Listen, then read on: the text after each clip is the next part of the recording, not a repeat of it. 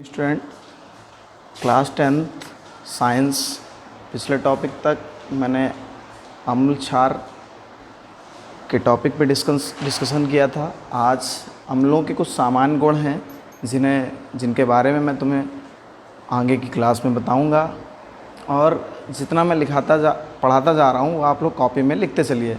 दूसरी चीज़, मैंने पिछली क्लास में जो पढ़ाया था वो लगातार आप नोट डाउन करते रहें। अब आज देखते हैं अम्लों के सामान्य गुण।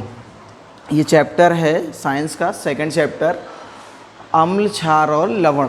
अम्ल क्षार लवण में आज मैं पढ़ा रहा हूँ अम्लों के सामान्य गुण। अम्ल क्या होते हैं ये मैंने बताया था, और एक बार फिर मैं रिपीट कर देता हूँ। अम्ल वे विलयन या पदार्थ होते हैं जो जलीय विलयन में घुलकर H+ आयन देते हैं। इसी के साथ अब आते हैं अम्ल के सामान्य गुण पर। अम्लों के सामान्य गुण, तो अम्लों के सामान्य गुण क्या हैं? निम्नलिखित। पहला है अम्ल स्वाद में खट्टे होते हैं और नीले लिटमस पेपर को लाल कर देते हैं। क्या मतलब? अम्ल क्या होते हैं जिनका स्वाद अगर लिया जाए तो अम्ल स्वाद में खट्टे होते हैं और नीले लिटमस पेपर को लाल कर देते हैं। अगला है, ये इसका पहला नंबर था। दूसरा इसमें है कि अम्ल की धातुओं से क्रिया, अम्ल की धातुओं से क्रिया कराते हैं तो क्या होता है? धातुएं क्या हुई? जैसे आपका जिंक, जेडन है, सिल्वर है, इस तरह से जो कई सारी धातुएं होती हैं जिनकी क्रिया किससे हो? अम्ल से। अम्ल से क्रिया कराने पर, धातुओं से क्रिया कराने पर अम्ल लवण और हाइड्रोजन गैस मुक्त करता है। मतलब जब धातुओं की क्रिया अम्ल के साथ कराई जाती है तो अम्ल क्या क्या देता है? तो अम्ल लवण और हाइड्रोजन गैस मुक्त करता है। तो लवण हाइड्रोजन गैस और लवण मुक्त करता है। धातुओं से जब क्रिया कराएंगे तो हाइड्रोजन गैस और लवण मुक्त होगा। मतलब अगर Zn की क्रिया 2HCl से कराते हैं, Zn + 2HCl, Zn means zinc, ये धातु है आपका, 2HCl ये अम्ल है हाइड्रोक्लोरिक। ZnCl2 मिलता है, ये लवण हमें प्राप्त होता है। क्या प्राप्त हुआ? ये जो प्राप्त हुआ ये लवण है, और H2 हाइड्रोजन गैस प्राप्त हुई। तो जब धातुओं की क्रिया अम्ल से होती है तो लवण प्लस हाइड्रोजन गैस मिलता है। मतलब Zn + 2HCl की क्रिया कराई तो ZnCl2 लवण के रूप में अपक्षेप के रूप में प्राप्त हो जाएगा और H2 गैस के रूप में निकल जाएगी। तीसरा नंबर इसमें आता है धातु कार्बोनेट और धातु बाइकार्बोनेट से अपक्रिया। मतलब किसकी अपक्रिया कराना है? करानी सबकी लवण के ही साथ है। धातु कार्बोनेट व धातु बाइकार्बोनेट से अम्ल, धातु कार्बोनेट व बाइकार्बोनेट से क्रिया करके लवण और कार्बन डाइऑक्साइड और जल बनाता है। मतलब जब धातु के कार्बोनेट या बाइकार्बोनेट की अपक्रिया कराते हैं जल से, अम्ल से, तो यह लवण, कार्बन डाइऑक्साइड और जल प्राप्त होता है। उससे क्या क्या प्राप्त होगा? जब धातु कार्बोनेट या धातु बाइकार्बोनेट की अपक्रिया कराएंगे अम्ल से तो लवण, कार्बन डाइऑक्साइड और जल, ये 3 एलिमेंट प्राप्त होंगे। अब जैसे इसमें देख लेते हैं, धातु कार्बोनेट या हाइड्रोजन कार्बोनेट, बाइकार्बोनेट को हाइड्रोजन कार्बोनेट भी कहते हैं। क्या कहते हैं? बाइकार्बोनेट को हाइड्रोजन कार्बोनेट भी कहते हैं। अम्ल, इनकी क्रिया अम्ल से कराने पर लवण प्लस कार्बन डाइऑक्साइड प्लस जल बनता है। जैसे CaCO3 आपका कैल्शियम कार्बोनेट है, CaCO3 आपका कैल्शियम कार्बोनेट है। इसकी अपक्रिया H2SO4 यानी कि सल्फ्यूरिक अम्ल के साथ कराने पर हमें रिएक्शन के बाद एलिमेंट प्राप्त होंगे CaSO4 + CO2 + H2O। Calcium sulphate इसमें अवक्षेप के रूप में प्राप्त होगा carbon CO2 carbon dioxide gas के रूप में और H2O जल के रूप में प्राप्त होगा।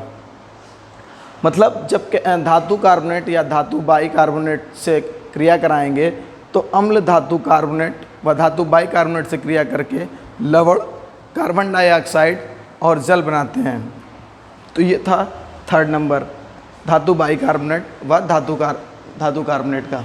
अब अगला आते हैं, इसका एक और उदाहरण है एग्जाम्पल NaHCO3, ये सोडियम हाइड्रोकार्बन है।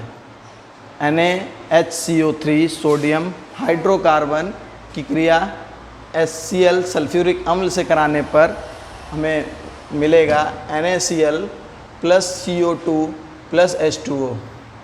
NaCl होता है सोडियम क्लोराइड जो अवक्षेप के रूप में प्राप्त होगा, CO2 गैस के रूप में प्राप्त होगी, H2O जल के रूप में प्राप्त हो जाएगा। मतलब जब सोडियम कार्बोनेट या सोडियम बाइकार्बोनेट या सोडियम हाइड्रोकार्बोनेट की क्रिया अम्ल से कराएंगे तो लवण और कार्बन डाइऑक्साइड और जल प्राप्त होगा। मतलब सोडियम जब धातु कार्बोनेट या धातु बाइकार्बोनेट की क्रिया अम्ल से कराएंगे तो लवण, कार्बन डाइऑक्साइड और जल प्राप्त होगा। इसके बाद अगला आता है क्षार से क्रिया। अम्लों की जब क्षार से क्रिया कराते हैं तो अम्ल और क्षार अपक्रिया करके अपक्रिया को उदासीन कर देते हैं। इसका कारण ये होता है कि इसमें अम्ल के अम्लीय गुण, क्षार के क्षारीय गुण दोनों के अपने अपने गुण समाप्त हो जाते हैं और जो लवण और जल अपक्रिया के पश्चात लवण और जल प्राप्त होता है। जैसे HCl और NaOH है, इसमें HCl प्लस NaOH तो NaCl और H2O निकलेगा। NaCl अवक्षेप के रूप में यानी कि लवण के रूप में और H2O आपका जल के रूप में निकलेगा। किसकी किसकी क्रिया कराई? HCl और NaOH के। HCl और NaOH, HCl अम्ल के रूप में है, NaOH क्षार के रूप में है।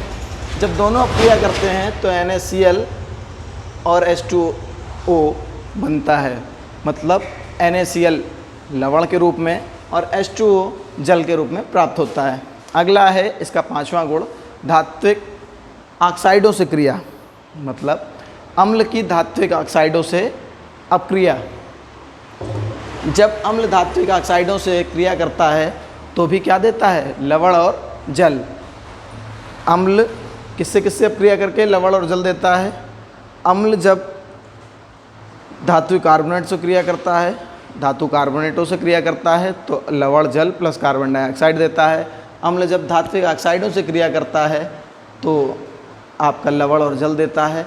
अम्ल जब क्षारों से क्रिया करता है तो भी क्या देता है? लवण और जल। लेकिन तीनों में अलग अलग छोटी छोटी सी भिन्नता है जिसे आप यहाँ पर समझ सकते हैं।